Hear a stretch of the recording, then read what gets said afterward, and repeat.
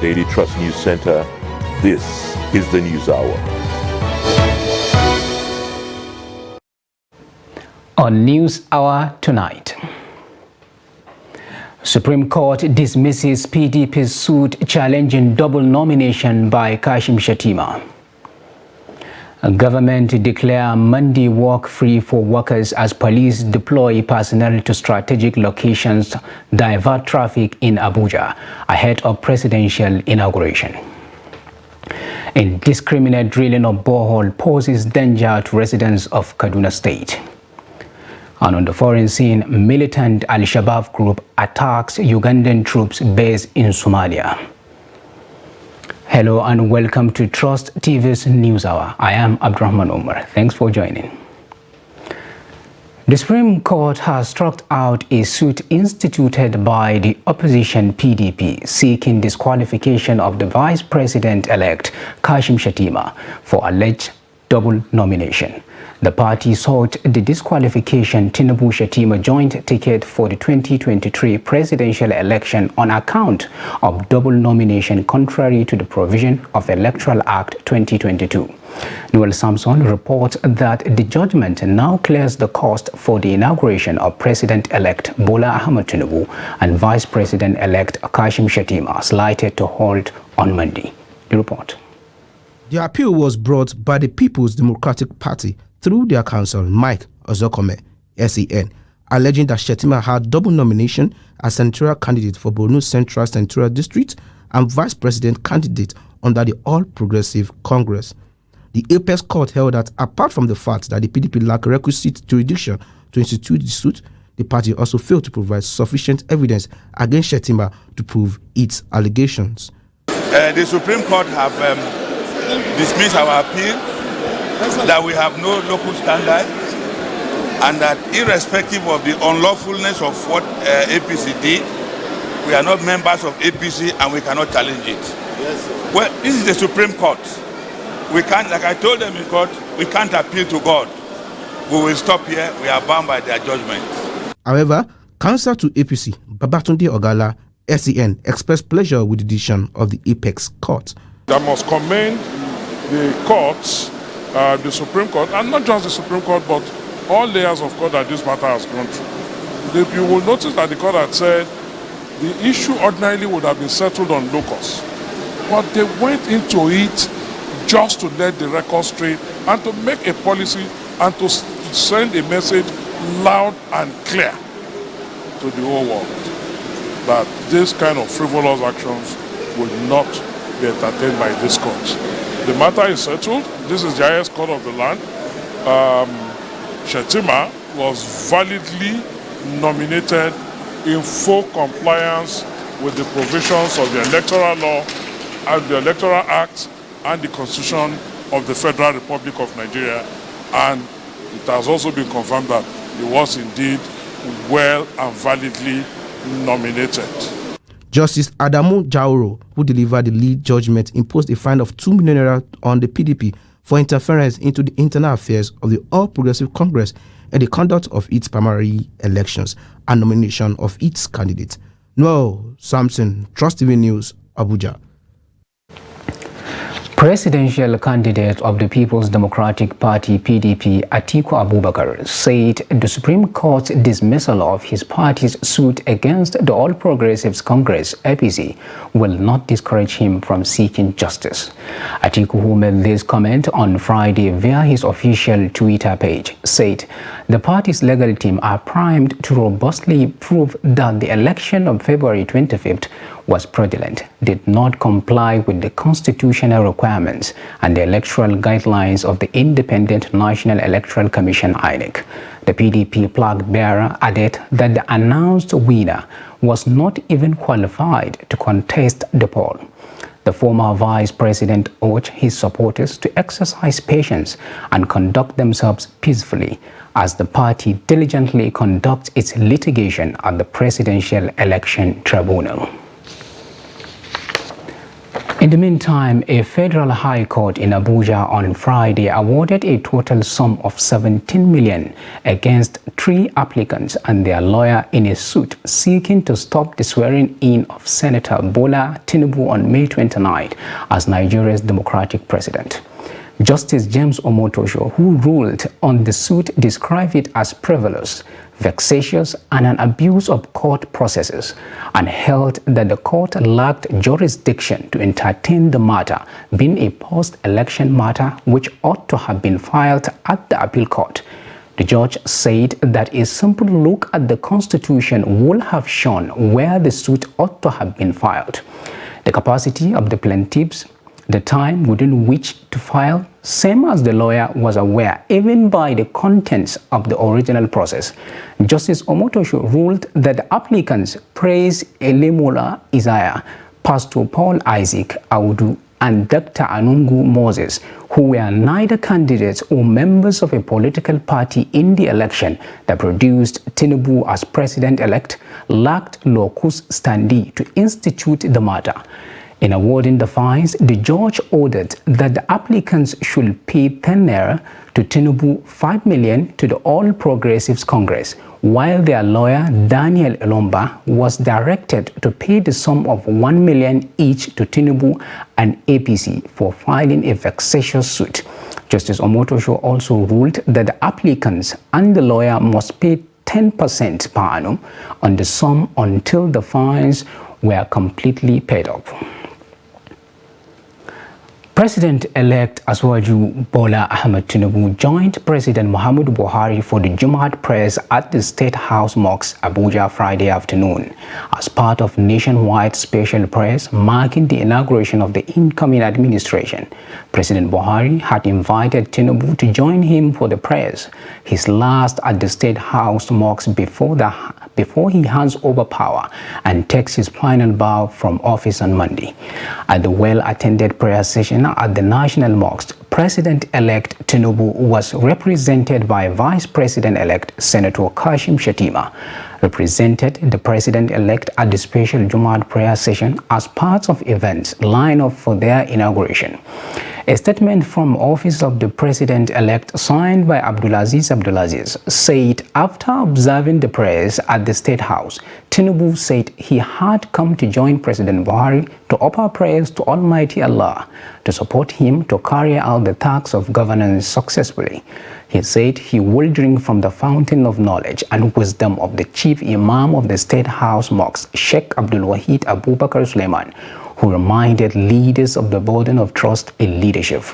The events will climax on Monday, May 29, when the former Lagos governor takes the oath of office as the 16th president of Nigeria.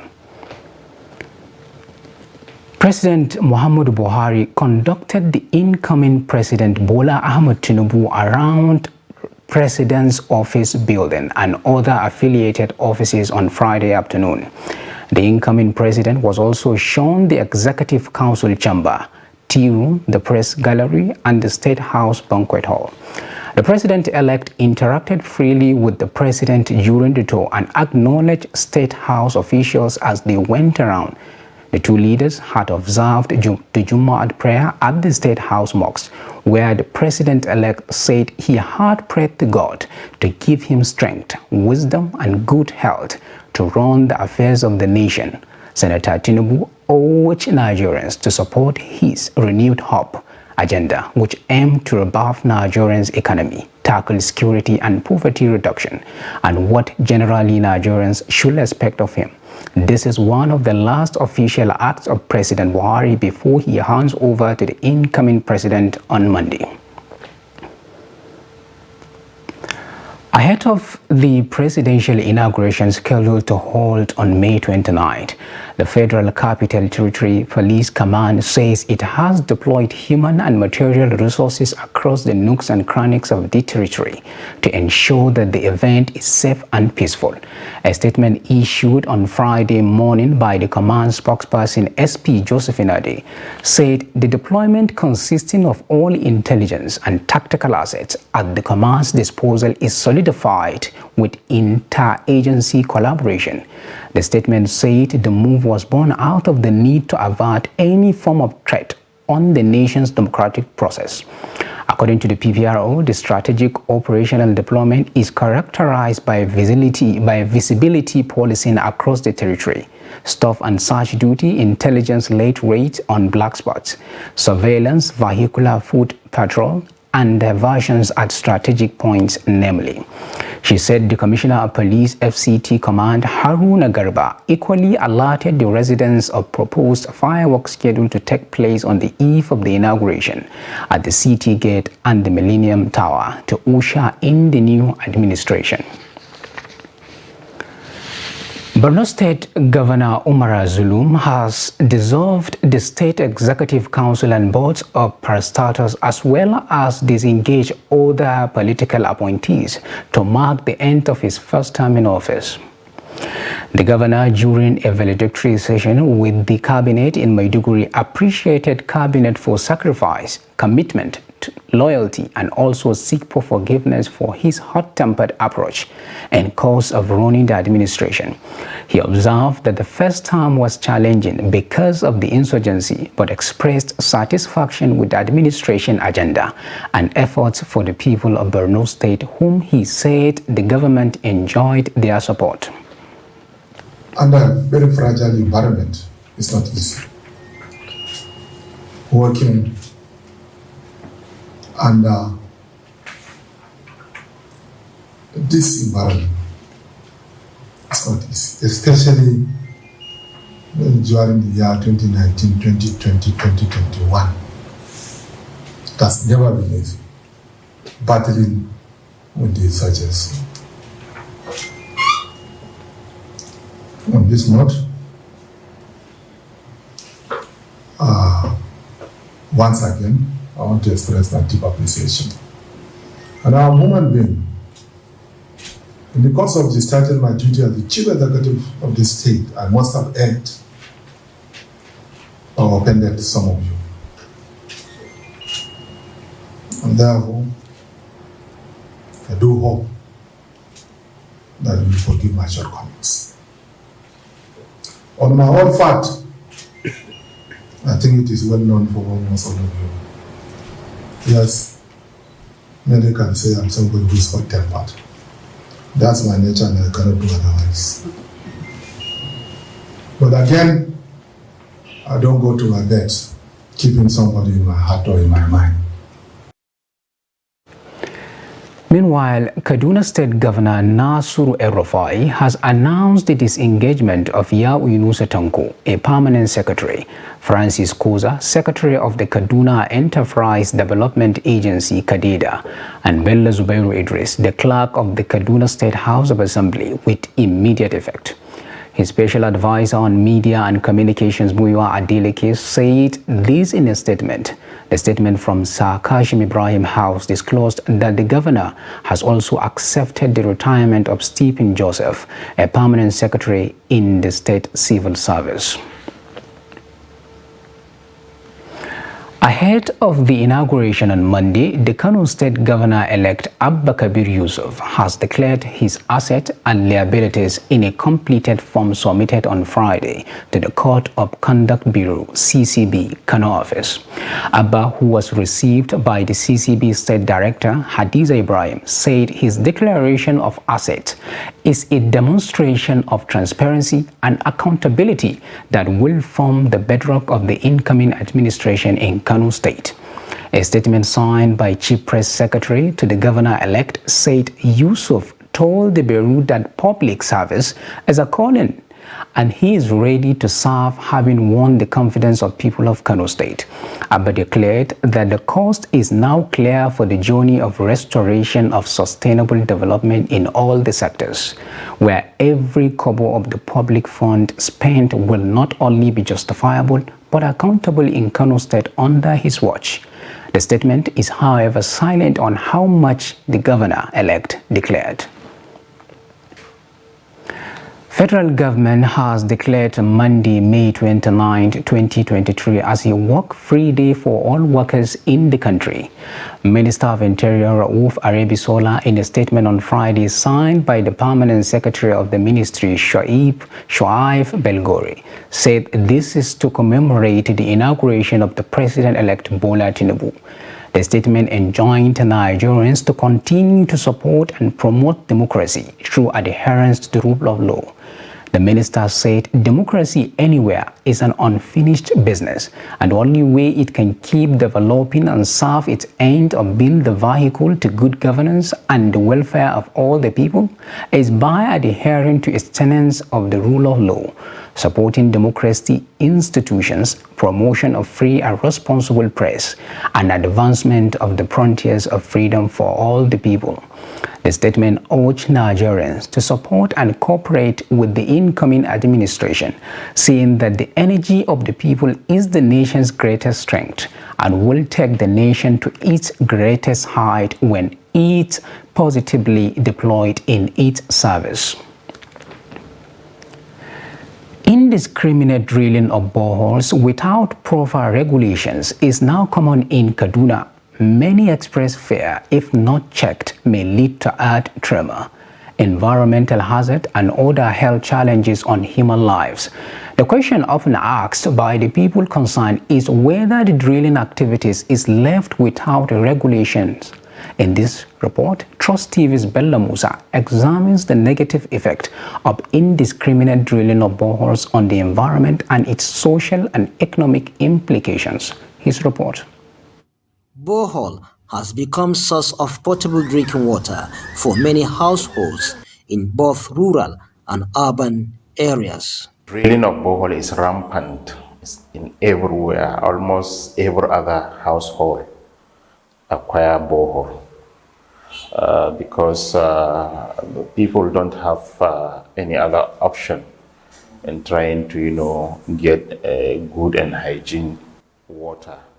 But experts say rampant drilling of boreholes without study poses danger to the environment.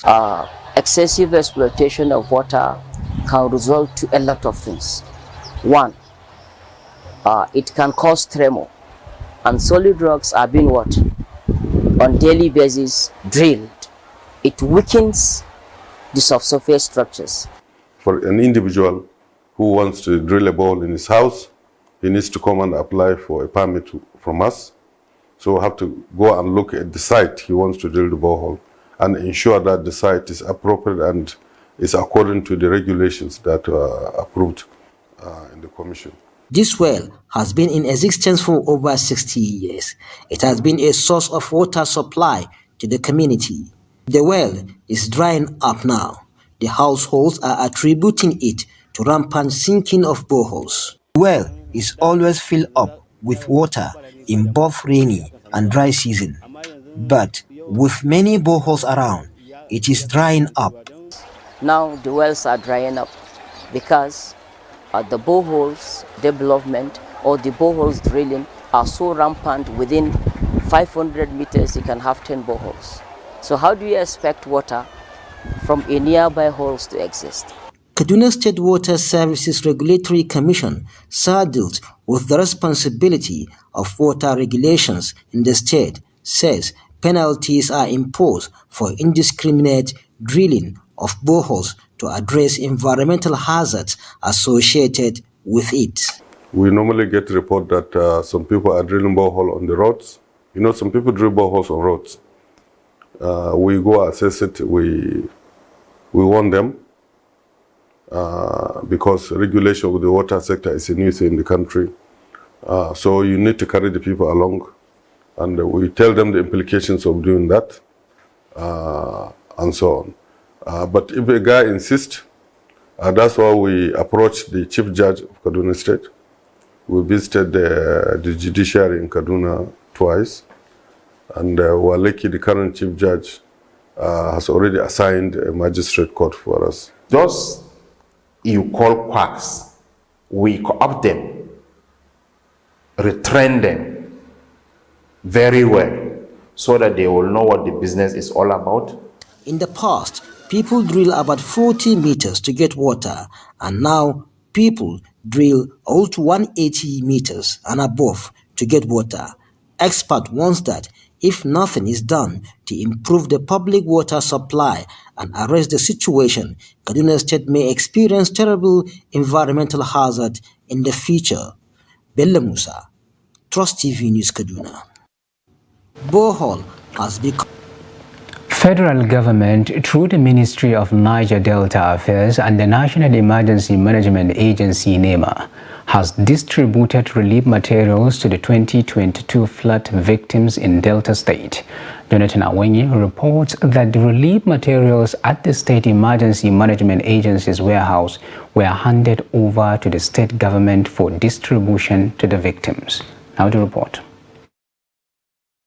The 2022 flood disaster affected 17 out of the 25 local governments of Delta State. In the wake of the devastation, hundreds of homes, farmlands, schools, hospitals, and communities were submerged. Since then, the affected families have been left distraught. With this response from the federal government, things are beginning to change. The federal government, through the President Muhammadu Buhari, has achieved that sense of awareness that it is important for the government to come to the aid of the people that were so affected by the flood, and hence we have flagged off these presidential palliatives that will be distributed to the people so affected. Yes, the role of the state is to ensure that the materials will get to the beneficiary communities. Those are the areas that were actually impacted by the flood. Expectedly, the Delta State government is full of praise. Receiving the items, the director of the Delta State Emergency Management Agency, SEMA, says the materials will put smiles on the faces of the victims. And we are at the state level hoping that this thing, like we have promised them, will be distributed as they have highlighted. And they already draw up a chart of the distribution profile. That is what we are there to, and ensure that these items get to the victims as requested. More relief materials are expected in the coming weeks. Jonathan Awenyi for Trust TV News. In another development, intending pilgrims from Katsina State are set for the 2023 Hajj exercise. The intending pilgrims have been vaccinated and received uniforms as well as bags preparatory to their airlift to the Kingdom of Saudi Arabia. Abdullahi Ahmadu completes the report. Officials of the Pilgrims Welfare Board in Katsina State were seen addressing intending pilgrims in Daura Zone, meant to make the first and second flights. Officials asked them to be good ambassadors of the state while in the Holy Land.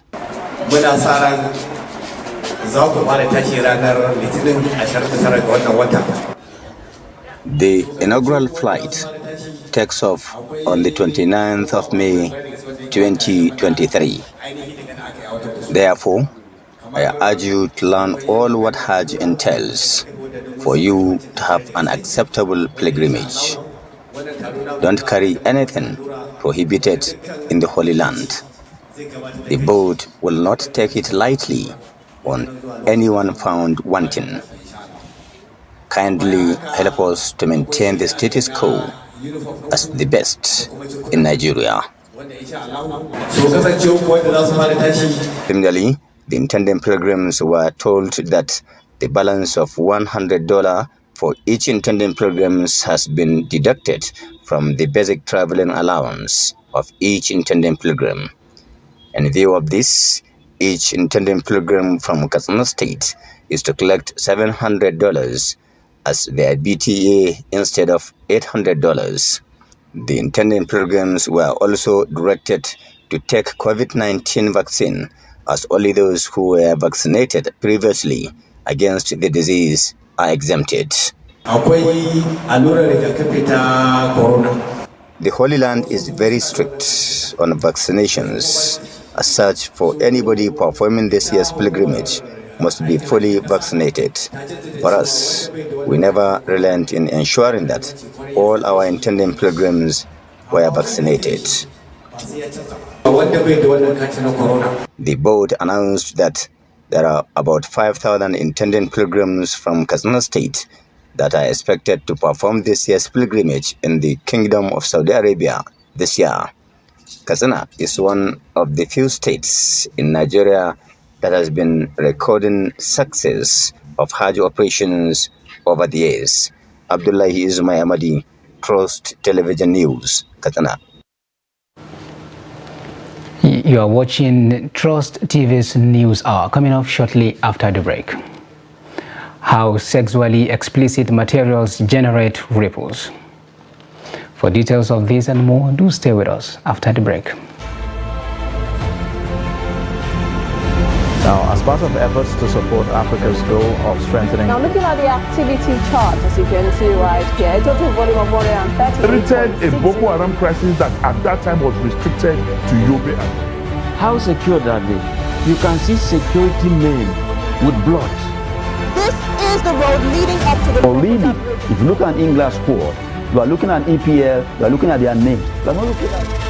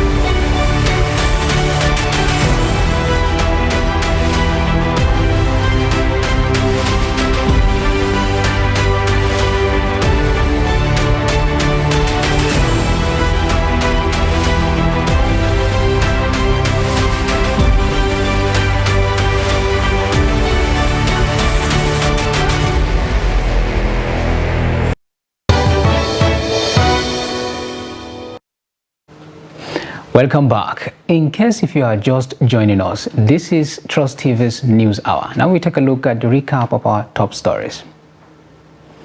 Supreme Court dismisses PDP's suit challenging double nomination by Kashim Shettima. And government declare one Monday work-free day for workers as police deploy personnel to strategic locations, divert traffic in Abuja ahead of presidential inauguration. Moving on to more stories.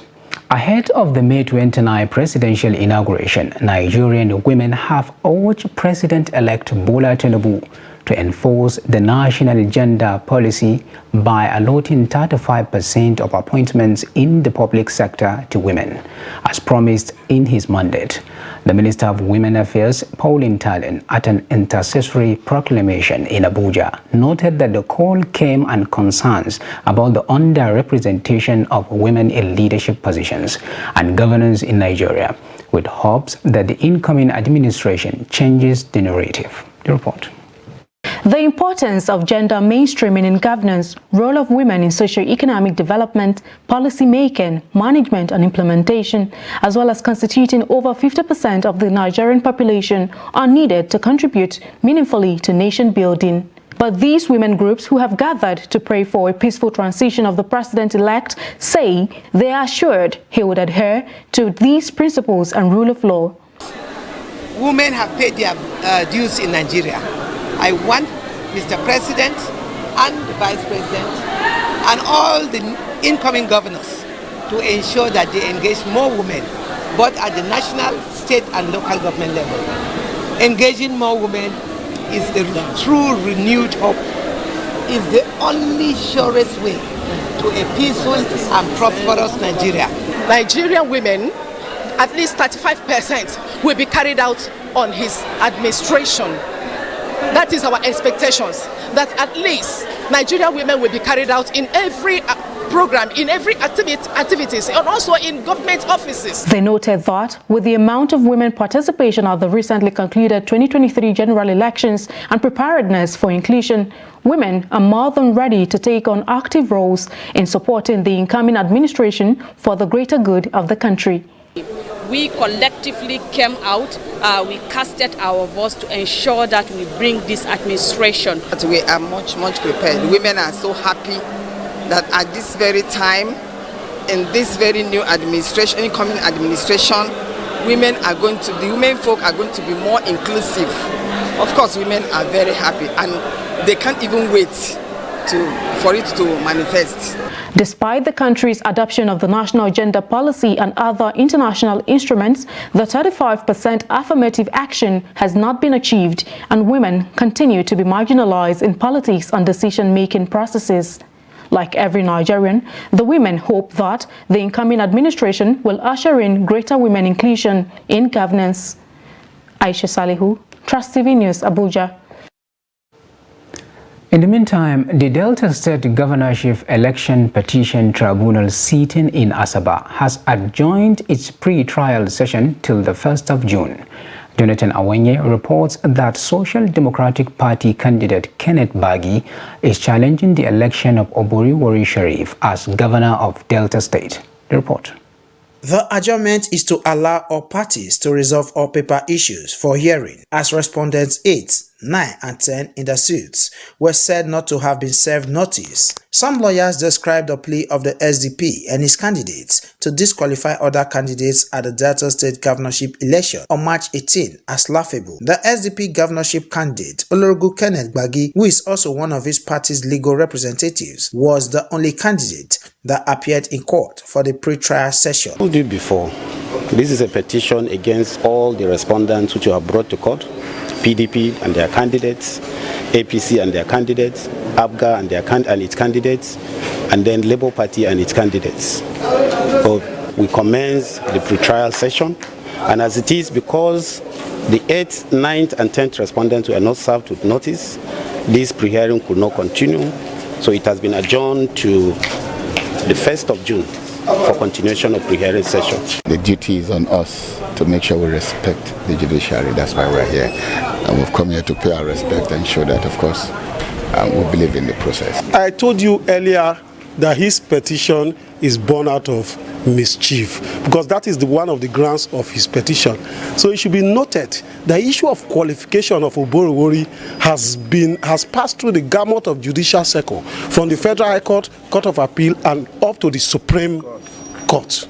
And it was further reaffirmed by this very Federal High Court and Court of Appeal recently that his qualification is valid. It went through proper trial, and they could not even lead any evidence to substantiate their allegations. The tribunal sat at the Federal High Court too, Asaba, Delta State. Jonathan Awanyai for Trust TV News. The 2023 elections have been concluded, with aggrieved parties currently in court to seek redress and legal interpretation based on the tenets of the Electoral Act and the Constitution. In this report, Trust TV's Sagir Ibrahim speaks with Nigerians on the 2023 post-election adjudication and their expectations. Take a look. The respondents expressed confidence in the judiciary delivering fair judgment, especially with the new 2022 Electoral Act serving as a guideline to further strengthen the process. I will say we hope that the right winner will be declared, even if it is the president-elect, if he's the winner. But I will say going forward, that law needs to be amended again, so that when there's an election, all election tribunal petitions should have been solved. It depends. Those who approach the court, they should know that they have to have a valid point to prove their case. If you prove your case, the court will deliver justice. When they don't believe that they deliver justice, it means something is wrong one way along the line with their own side. If they did well in Osun, they will do well in other ones. So I have confidence in the judiciary. This group also held a peaceful demonstration in the capital city, Abuja. Their call is on the Election Petition Tribunal to grant fair hearing to all sides. Dr. Salahuddin Hashim, A public affairs analyst says Nigerians must put national interest first, while believing that justice will prevail in the end. At this point, the national interest must come forward.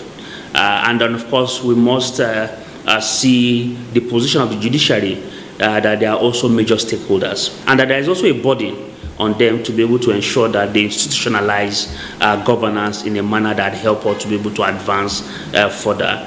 Either way, whoever wins in court, of course, still has an opportunity for approaching the higher court to say, look, they want to vacate the judgment of the lower court until they get to the Supreme Court.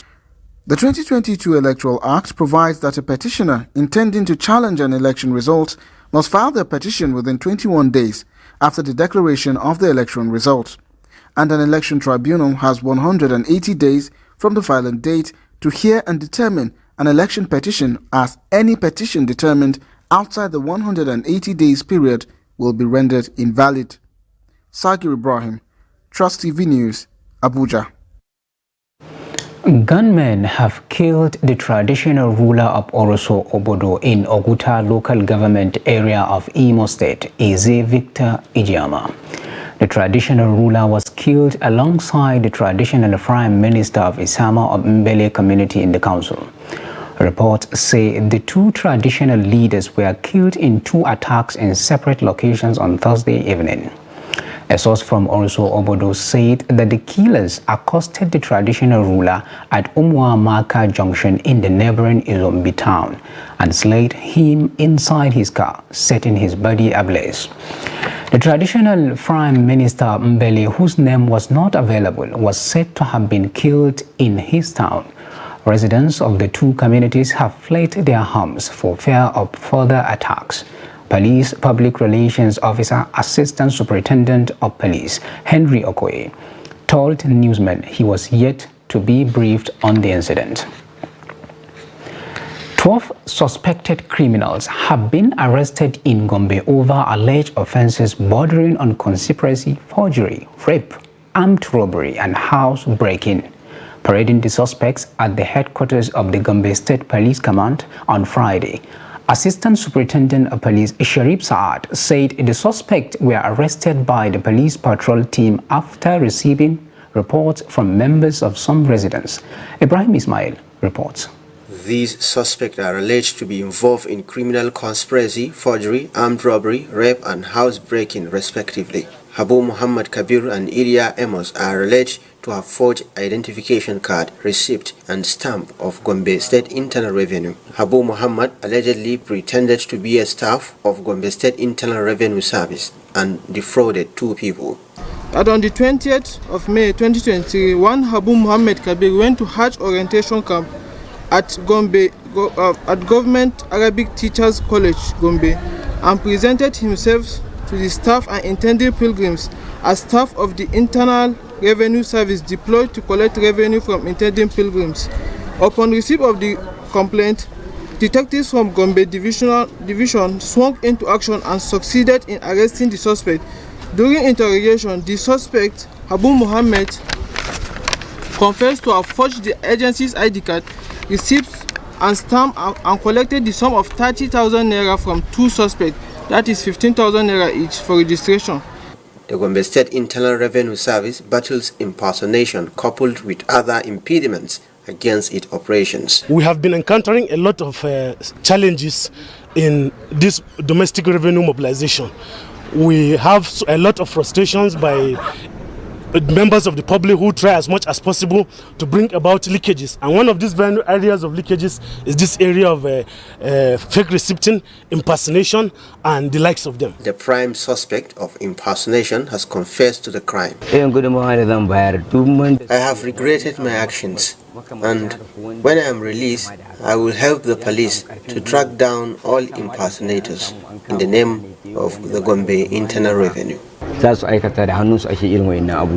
command recovered cutlass, phones and a laptop from the suspected armed robbers who are terrorizing the state capital. All suspects will be arraigned in court as soon as the police conclude investigation. Ibrahim Ismail, Trust TV News, Gombe.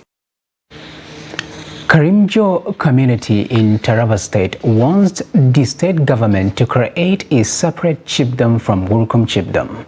This community made the request in Jalingo during a press conference, saying the history of the chiefdom was distorted by President of Wurukum in Karim Lamido local government area of Wilfred Habuba Kwanchi.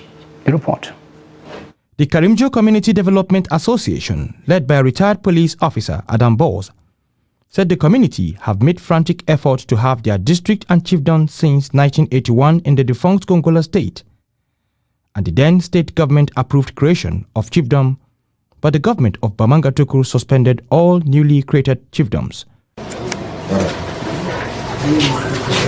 Released by President Wurukum Community Development Association, Comrade Wilfred H.Y. Kwanchi. The attention of the Karimjo community has been drawn to a press statement released by the President of Wurukum Community Association, Comrade Wilfred H.Y. Kwanchi, who tells us some cheap lies and carnage to tarnish the good reputation of the Karimjo community. Adam added that the Taraba State local government law passed in year 2005 did not see the light of the day. He also said that the government of Reverend Joli Inyame set up of a committee on creation of district chiefdoms and upgrading the existing district in Taraba State, but up to now, the dream remained unrealized. In a word, you should understand, there is a word that afford this rate, other five. But Karim, who's the largest ward in Karim, with the population of people, even voter, we are the highest, but we are not given. And then they took up and marched with Karimbi. So this is where people are complaining. Why should a large people like this should be marched with another word? Our people wouldn't have been killed like that, mercilessly. After the killings, displacement all come in. So we are convinced that those in the higher authority from the Wurukum side use their financial position and other influences they have to bring in other things to come and displace the Kalenjo and even kill the numerous people, different burning Kalenjo villages. Ever before the division of Muri Emirate into Jalingo Habe and Jalingo Fulbe, the entire Kalenjo local government has two districts, i.e. Old Muri district and the Karim district. The Karim district was changed to Wurukum district in 1964. Since then, we were ruled by the Fulanis, and there were facts to all the sundry within the entire local government area. The Karimjo community hailed the state government for appointing the son of late chief of Wurukum, Yakubu Aruna, as the new chief of Wurukum, calling on the state government to revisit the Karimjo memoranda on creation of separate chiefdom from Wurukum. The Muslim Student Society of Nigeria has called on the federal government to ban primary and secondary school textbooks with sexually explicit material. In its letter to the Federal Ministry of Education, the society warns that sexually explicit material could corrupt the minds of Nigerian children. Hamid Oyebade files the report. The Amir of the Muslim Student Society of Nigeria, B-Zone Kozim Odedeji, said some textbooks meant for children in primary and secondary schools contained sexually explicit materials. Odedeji said some of the textbooks promote abortion, masturbation, and immoral sexual behaviors. There are things that are better left for the parents and the religious leaders to handle. So there are things that can unnecessarily sexualize our children. So issues bordering on abortion, issues bordering on safe sex, and some other things, lewd things like that. So we believe these children are too young to be exposed to this kind of information. Some parents in Osun State agreed with MSSN, saying that sex education should be left for parents to handle at home rather than the school. And in Islam, it is totally, abhorred that such subject should be made public discussion, even among the elderly, not to talk of children who do not know, anything yet. So to create such a impression in young minds like that is very, very deplorable. Sex education should be taught at home, not in the school. The parents know the level of their children, because teaching them in the school, we made them to expose to some of these bad things. When they taught the students in the class, the students may like to practicalize what they were taught in the class, so that after the school hour, they may find somewhere to practicalize what they have been taught in the class, which can cause harmful to the children. So it should be left for the parents, not that it should be taught in the school. The MSSN said inclusion of sexually explicit materials in the textbooks is a threat to morality of the children and an attack on cultural and religious values. The first thing we want is that all these books that contain all these materials should be recalled from the market. So we want them to be recalled from the market so that they will not be in use again. So, and at the same time, we want the curriculum to be reviewed so that all those contents will not be necessary again. So, and we want the abolition of sexual education in our schools, in our primary and secondary schools.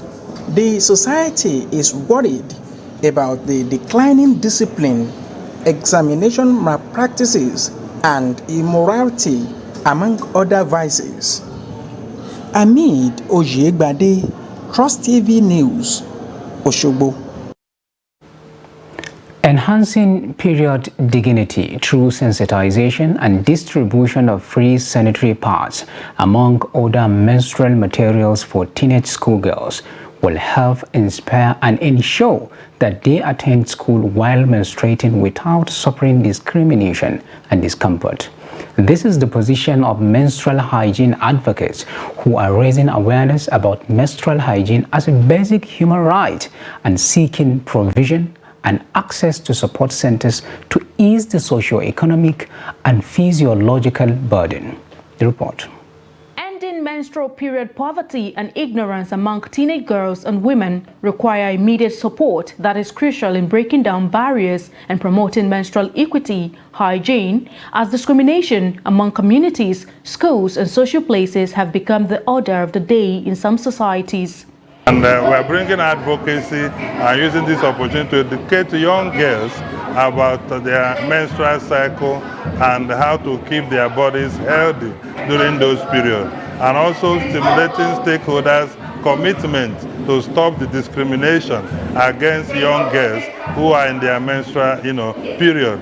And more importantly, calling on establishment of menstrual hygiene support centers across all secondary, primary schools in Nigeria, so that these young people who may not have mastered their body system, who lose their confidence oftentimes when their menstrual period appears. Menstruation period, whatever name they call it, is when a woman bleeds, and it happens every month. There are so many taboos to it, there are so many stories to it, but we realize a lot of girls feel discomfort during this period. A lot of them are body shamed, a lot of them are set aside. Some of them don't even come to school because they feel they are not clean enough. So we educated them, we talked to them about their periods, how to check their period, their safe times, the body parts, and also for them to be aware and put different products they can also use for their menstruation. The girl child is sometimes unaware of the changes that come with their physical development, but these advocates are helping to educate, sensitize, and distribute sanitary pads in a bid to prioritize menstrual hygiene. This is very important because for girls child, because some of us don't know how materials that we can use on our period, and some people don't have money to afford it.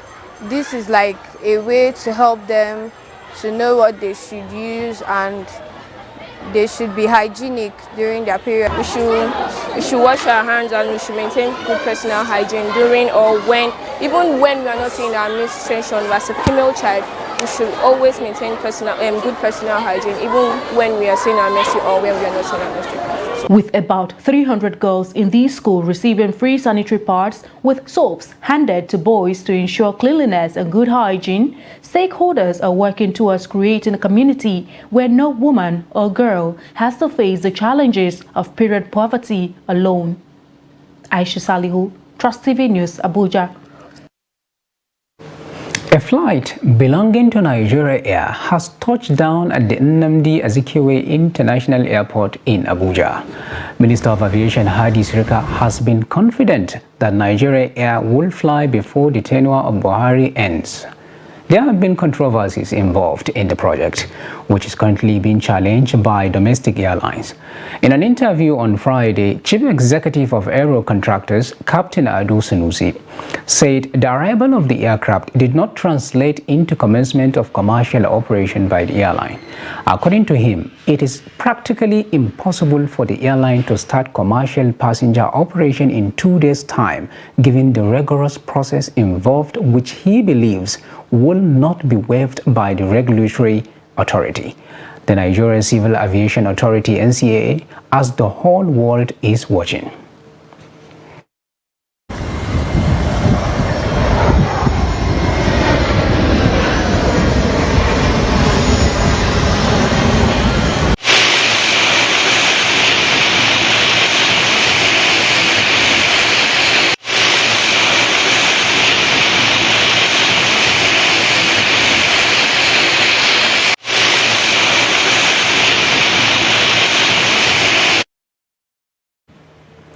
And on the international news, the militant Al-Shabaab group on Friday morning carried out an attack on a Ugandan troops base of the African Union Transition Mission (ATMIS) in Bula Maria district in Lower Shabelle region in Somalia. The attack began shortly after morning prayers. It started with a large explosion believed to be an explosives-laden vehicle. Bula Maria is about 110 kilometers, an estimate of 68 miles from the capital Mogadishu. Residents reported that after the big explosion, 2 more explosions occurred in the camp before a fight started between the Ugandan troops and the attackers.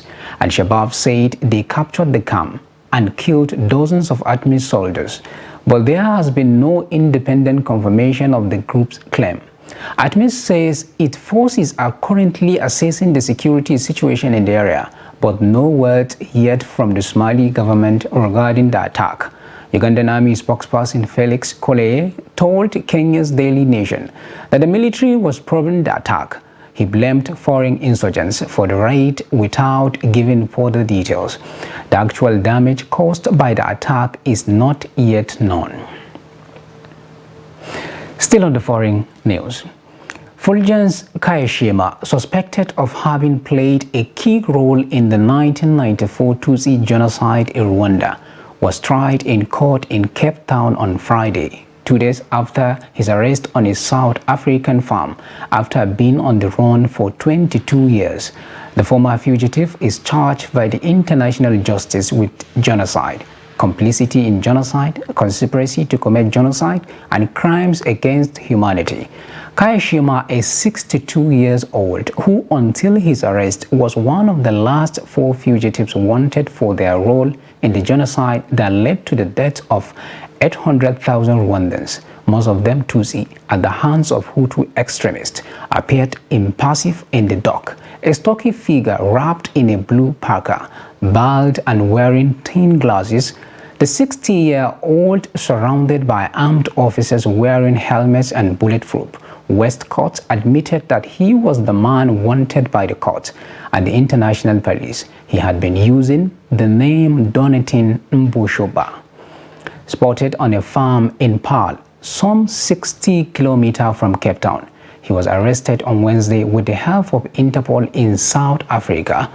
UN prosecutors announced on Thursday to cover his tracks. For the investigators, he is said to have benefited from the help of relatives and members of the former Rwandan Armed Forces and Forces Democratiques de Liberation du Rwanda, as well as people who adhere to the genocidal ideology of Hutu power. And now on sports news. Flying Eagles head coach Ladan Boso is expected to make changes in his starting lineup for Saturday's group to clash against Brazil. Boso's Eagles are already through to the round of 16 after victories against Dominican Republic and Italy. Brazil bounced back from their opening game defeat to Italy with a comprehensive 6-0 bashing of Dominican Republic. The Flying Eagles topped the group with 6 points, while Brazil and Italy are second and third with 3 points each.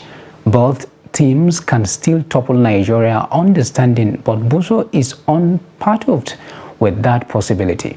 The encounter against Brazil, built for Estadio Único Diego Maradona in La Plata, will start at 7 p.m. Nigerian time. Jaylen Brown said the Boston Celtics set the tone from start to finish as they continued their comeback in the Eastern Conference Finals with a second straight win over the Miami Heat. They scored 16 three-pointers in a dominant 110-97 win to cut their deficit in the series to 3-2. No NBA team has ever previously rallied from 3-0 down to win a best-of-7 playoff series. With 21 points, Brown was one of 4 Boston players to score in double digits, with Derek White top scoring on 24. Marcus Smart added 23, while Jason Tatum also met 21. Duncan Robinson made 18 points for Miami, but talisman Jimmy Butler struggled to find his rhythm. Contribution only 14 points and sitting out most of the fourth quarter. 3-time NBA champions Miami need only one more win to reach its 7th NBA Finals and first since 2020, and will have the opportunity in Game 6 on their home court on Saturday. With that, we have come to the end of the Trust TV's News Hour. Do not forget to follow us across all our social media platforms and our YouTube live stream. I am Abdurrahman Umar. Thanks for watching and bye for now.